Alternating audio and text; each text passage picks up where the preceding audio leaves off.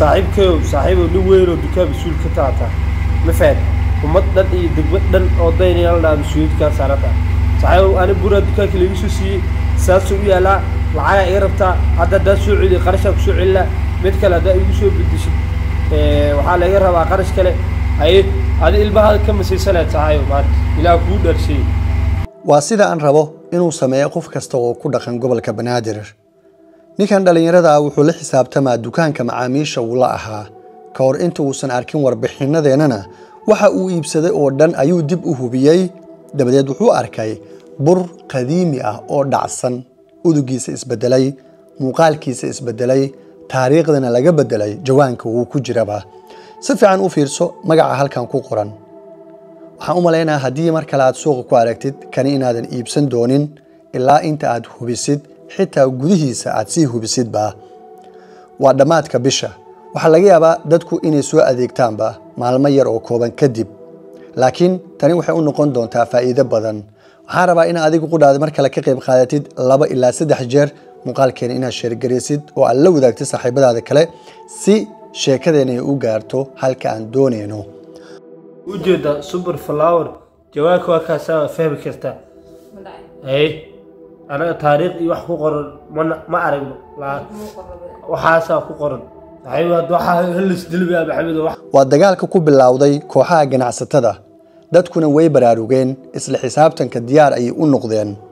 وحارب أخوف كستو ودبعت هذا النوع عنو كلا ولا كل مبا إنه هريك وعبوليس كصومالية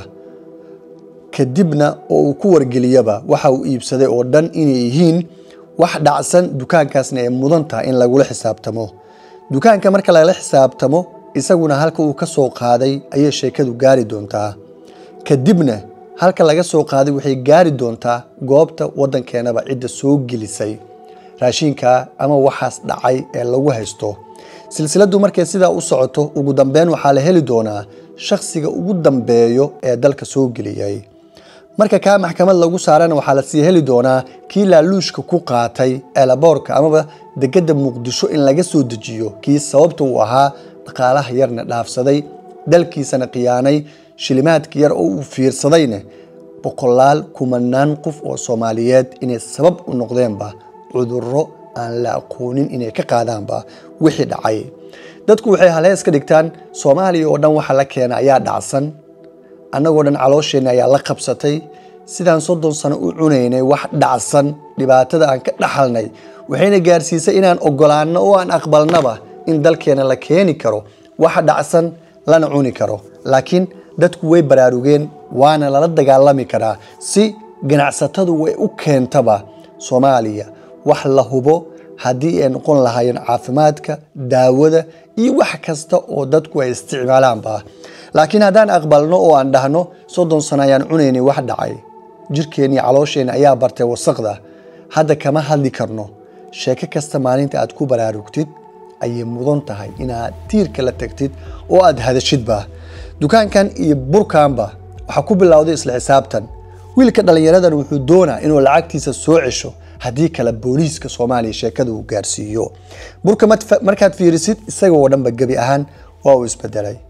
burcada la arki jiray bur madow noqday oo aan qamadina ahayn waa sax bur madow waa jiro laakiin waa qamadi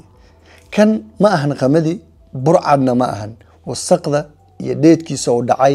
iyo waxa sabab u noqday muddo badan oo iska yaalay qayb ka tirsan wadamada Carabta oo looga soo qaatayba lacag yar oo raqiis dabadeedna dadka Soomaaliyeed laga macaashayo haddii aan isgarabsano oo aan maalin kasta sheekada noocan soo bandhigno oo aan keenno cid ugu dambayso waxaan rajaynayaa dadku inay heli doonaan daawo iyo raashin wanaagsan oo aan hubin doona caafimaadkooda dadkuna mar kale aysan kala kulmi dooninba wax la cunay cudurro laga qaaday mar kale waan ku faraxsanahay inaad adigu kamid tahay saaxiibada halkan ku xiran muuqaalka qabo lana sii wadaag saaxiibadaada mahadsanideen